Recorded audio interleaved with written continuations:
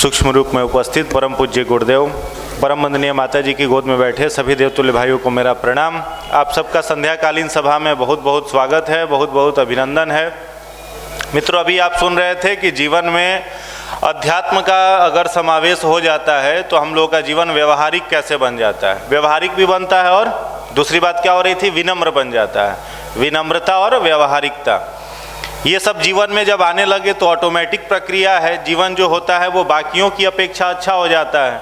आप देखते होंगे हमेशा अपने आसपास में, अपने सोसाइटी में रहने वाले लोगों के बिहेवियर को, बर्ताव को, उनका बिहेव कैसा है, बर्ताव कैसा है, ये सब अपने इसी जीवन में हम सभी को ठीक कर लेना है। यहाँ पर हम सभी बैठे हुए हैं, अगर समीक्षा की जाए कि हर साल जो नया साल आता है, अभी कुछ दिन में नया साल आएगा, 2023 की शुरुआत हो जाएगी। 2022 तो अकाउंट से डिलीट हो गया है ना, वैसे 2021 चला गया, 2020 गया, 19 गया।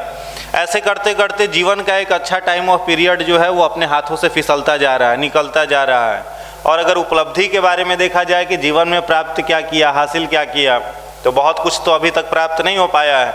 और हाफ जो जीवन का लाइफ स्पैनिंग है जो हम लोगों का 60 साल, अब वही NCERT का आप किताब यदि देखें तो उसके अनुसार मानव की औसत आयु जो है वो कितने सालों की है, 60 सालों की। अभी नया जो अपडेट आया है उसमें 60 साल लिख दिया है।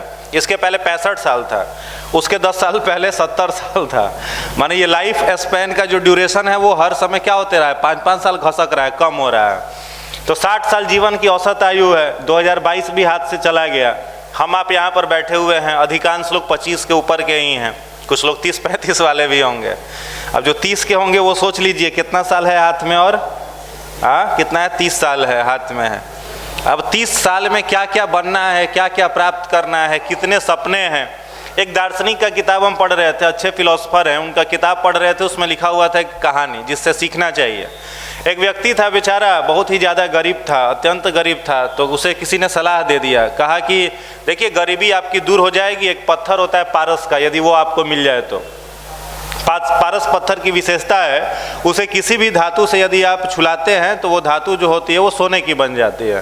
पूछा कहाँ मिलेगा ये पारस का पत्थर, बताया गया उसे नदी के किनारे जाइए, वहाँ पर सैकड़ों पत्थर हैं, हजारों पत्थर हैं, उन्हीं पत्थरों में से एक पत्थर पारस का भी है।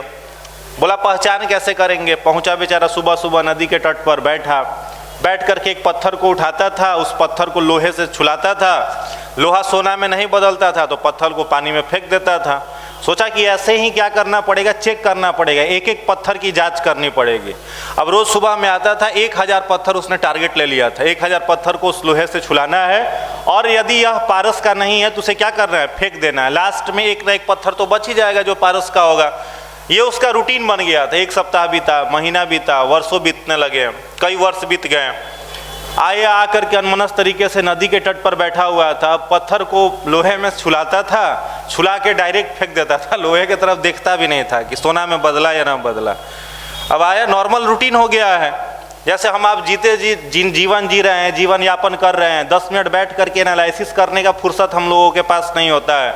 कोरोना सब कुछ ले गया, बहुत सारे दुनिया को तबाह भी किया, लेकिन एक अच्छी चीज़ जो सिखा करके गया, लोग अपने साथ एकांत में बैठने लगे, लोगों को एनालिसिस करने का मौका मिलने लगा। इस भाग दौड़ की दुनिया में कुछ देर ठहर करके सोचने का समय मिला। अभी के समय में यदि आप सोचें, दिन भर क्लासरूम करने के बाद, क्लास जाने के बाद, रूम पर आकर के सेल्फ स्टडी करने के बाद, क्या आप 10 मिनट ऐसा बैठ करके सोच पाते हैं कि क्या हमारे जीवन की गाड़ी जो है वो सही दिशा में जा रही है? नहीं सोच पाते हैं। दिन भर भाग दौड़ में लगे हुए हैं। अब सही ट्रैक पर दौड़ रहे हैं या ट्रैक ही अपना उल्टा है, इसका भी एनालिसिस करने का हमारे आपके पास फुर्सत नहीं होता है। आया आकर के वो अनमनस तरीके से पत्थर को उठाया, लोहे से छुलाया और फेंक दिया। जब नज़र नीचे उसकी गई, नीचे देखा तो वो लोहा जो था वो सोने में बदल चुका था। लेकिन अफसोस, वो पत्थर जो था वो कहाँ गया, क्या जा चुका था, पानी के भीतर चला गया था। सिर पर हाथ पीट लिया कि ये कैसा अपराध हमसे हो गया, ये कौन सी गलती हो गई। ठीक हमारा जीवन भी ऐसा ही है, उस पारस के पत्थर की तरह से है। असीम क्षमताएं हैं जीवन में, असीम संभावनाएं हैं जीवन में। जीवन में आप जो चाहो वो प्राप्त कर सकते हो। बस एक चीज़ की ज़रूरत होती है, जीवन को रियल में जाग करके जीना चाहिए, जीवन को साकार रूप से देखते हुए जीवन का यापन करना चाहिए। भगवान बुद्ध का एक बहुत अच्छा उपदेश था। जब भगवान बुद्ध शरीर छोड़ने वाले थे तो उनका जो सबसे प्रिय शिष्य था, क्या नाम था, उनके भाई भी थे, आनंद। देखिए, भगवान बुद्ध के सबसे प्रिय शिष्य आनंद नाम था, उनके भाई भी थे। आनंद गए भगवान बुद्ध के पास, हाथ जोड़ करके पूछा उन्होंने कि तथागत, आप बताइए आपके अनुयायियों के लिए आपका अंतिम उपदेश क्या था, आप अपना अंतिम उपदेश क्या देना चाहोगे। भगवान बुद्ध ने उनसे कहा, आनंद से कहा कि जा करके सारे संघ में लोगों से कह दो अप दीपो भव, यानी अपना दीपक जो है वो स्वयं बनो, अपना दीपक स्वयं बनो। भगवान बुद्ध का अंतिम उपदेश था। अपना दीपक स्वयं बनने का मीनिंग क्या है, मतलब क्या है। आज के समय में हम आप मोटिवेशन कहाँ से ढूंढते हैं, मोटिवेशन कहाँ से ढूंढते हैं। अरे वो फलना है, उनका वीडियो यूट्यूब पर आ गया, 2.5 करोड़ सब्सक्राइबर है, देख लेते हैं, मोटिवेट हो जाएंगे। भाई वो 2 मिनट का मोटिवेशन है, 2 कौड़ी का मोटिवेशन है, वो लंबा समय तक टिकने वाला नहीं है। अरे पटना में फलना मोटिवेटर आ रहे हैं, इतना का टिकट है, बैठ करके सुन लेंगे, वहाँ से सुन करके आप बाहर निकलिएगा फिर वही हाल है।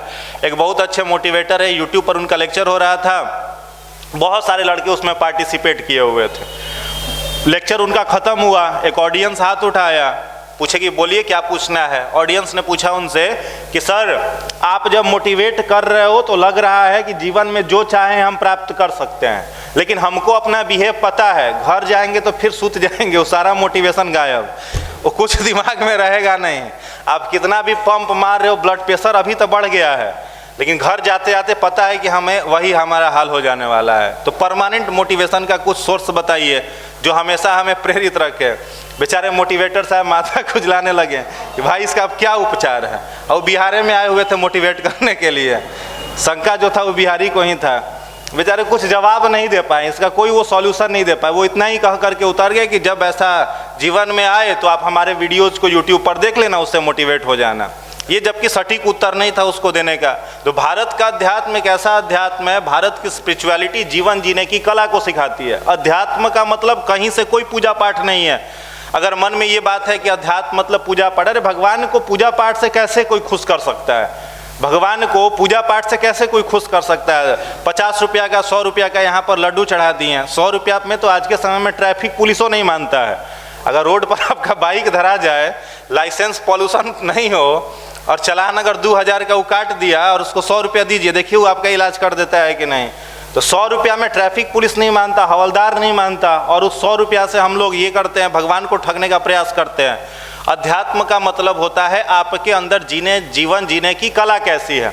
रैदास का नाम सभी लोगों ने सुना है, पिछले दिन हमने जिक्र भी किया था। रैदास क्या काम करते थे, क्या काम करते थे, जूता सिलने का काम करते थे, चर्मकार थे, चमड़ा का जूता वो बनाते थे। बैठे हुए थे बनारस के घाट पर किनारे बैठे हुए थे, जूता सिल रहे थे।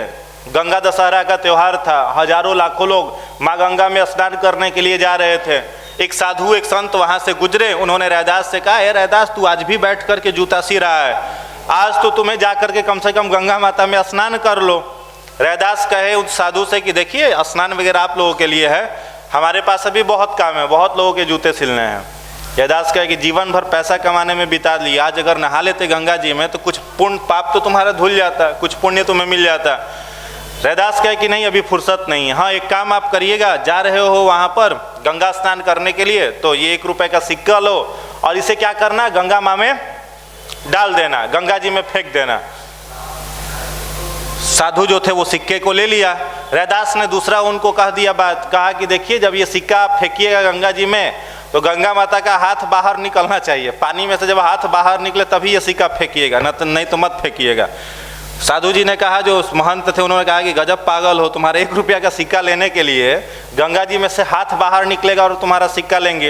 रैदास ने कहा कि अगर हाथ नहीं निकले तो सिक्का वापस लेकर के आ जाइएगा, डालिएगा भी मत। साधु गए, नहा धोवा लिए गंगा जी में, बाहर निकले, तब तक याद आया कि रैदास ने कहा था 1 रुपये का सिक्का चढ़ाना है। सिक्का को जेब से निकाले, फेंकने वाले थे, तब तक बात याद आ गई रैदास की, ऐसे नहीं फेंकना है। उन्होंने माँ गंगा से कहा कि हे माँ गंगे, ये 1 रुपये का सिक्का रैदास ने दिया है, ये हम आपको चढ़ा रहे हैं। इतना बोलना था, उस पानी में से एक हाथ, कंगन वाला हाथ बाहर निकला और सिक्का सीधे उस हाथ में चला गया। ये रैदास की क्या थी, उन्होंने जीवन भर कभी पूजा नहीं किया, जीवन भर कोई कर्मकांड नहीं किया। शुद्धि कहाँ की थी, आंतरिक की थी। रियल अध्यात्म व्यक्ति को सिखाता है कि आपका बिहेवियर क्या है। रियल अध्यात्म आपको सिखाता है कि आपने जीवन को कितना ऊंचा उठाया है, न कि कितने माला को घुमाया है, न कि कितने अगरबत्ती का धुआं दिखाया है, न कि कितनी आरतियों को गाया है। रियल अध्यात्म आपको सिखाता है कि आपका व्यक्तित्व जो है, आपकी पर्सनालिटी जो है, आपने अपने आप को कितना साफ किया। परम पूज्य गुरुदेव ने तो अध्यात्म की परिभाषा को दिया है और कहा है कि बेटे अध्यात्म का मतलब प्रत्येक दिन अपने आप को मांजना। जैसे गंदा बर्तन होता है, गंदे कपड़े होते हैं, तो बर्तन को क्या करा जाता है? अच्छे से मांजा जाता है, कपड़े को अच्छे से धुला जाता है। अध्यात्म वही है। जीवन में दिन भर में 24 घंटे में जो भी गंदगी चिपक जाती है, अब संसार में रह रहे हैं तो नहीं आने वाली चीज़ें भी जीवन में आएंगी, उसको जीवन से प्रत्येक दिन एनालिसिस करके दूर कर देने का काम करता है मेडिटेशन, ध्यान, जो आप 20 मिनट प्रत्येक दिन सुबह में करते हो। यहाँ आने का केवल और केवल एक उद्देश्य है कि शेर के जैसा कलेजा यहाँ पर आने वाले सारे भाइयों का हो, अंदर में डर नहीं हो, अंदर में कायरता नहीं हो। जीवन में नौकरी नहीं मिली फिर भी बहुत अच्छा कर करके दिखा देंगे। 10th क्लास फेल करने वाला एक व्यक्ति जिसको खुद के ऊपर भरोसा था, नाम था बिल गेट्स, नाम सुना है सभी लोगों ने? क्लास 10th फेल थे, 10th पास नहीं किया उन्होंने। फैमिली वाले ने मजाक उड़ाया, घर वालों ने, सब लोगों ने मजाक उड़ाया कि एकदम पढ़ने लिखने तो आता नहीं, कुछ करेगा ही नहीं जीवन में। उन्होंने जीवनी में लिखा है और कई जगह अपने स्पीच में हमेशा वो बिल गेट्स साहब बोलते हैं, I failed in some subjects in my examination, मैं अपनी परीक्षा में कुछ विषयों में फेल था, but my friends pass in them all, लेकिन मेरे सारे मित्र उन सभी विषयों में पास थे। एट प्रेजेंट टाइम, वर्तमान समय में, they are engineer in Microsoft, वे सभी माइक्रोसॉफ्ट में इंजीनियर हैं। And I am the owner of Microsoft, मैं माइक्रोसॉफ्ट का मालिक हूँ। बिल गेट्स लिखते हैं, नॉन मैट्रिक व्यक्ति, 10th फेल व्यक्ति, इतना कॉन्फिडेंस, इतना साहस, उतना तो गया गुजरा स्थिति हम लोगों का भी नहीं है होगा। लोग अधिकांश लोग, आप ग्रेजुएट पास हो, ग्रेजुएशन आपने कर लिया है, उसके बाद ये कायरता कैसी है? उसके बाद ये डर नहीं होना चाहिए। युवा का मतलब होता है निर्भीक, भय से परे, किसी भी प्रकार की कायरता उसके मन में नहीं रहे। गायत्री मंत्र का उद्देश्य यही है, आपको भीतर से मजबूत बनाता है, आपको भीतर से शक्तिशाली बनाता है। इसलिए हर रविवार को यहाँ पर आते रहिए और यहाँ का जो अनुशासन है, जो डिसिप्लिन है, उसको जीवन में पूर्णतः उतारने का प्रयास करिए। जीवन आपका शानदार बनता चला जाएगा।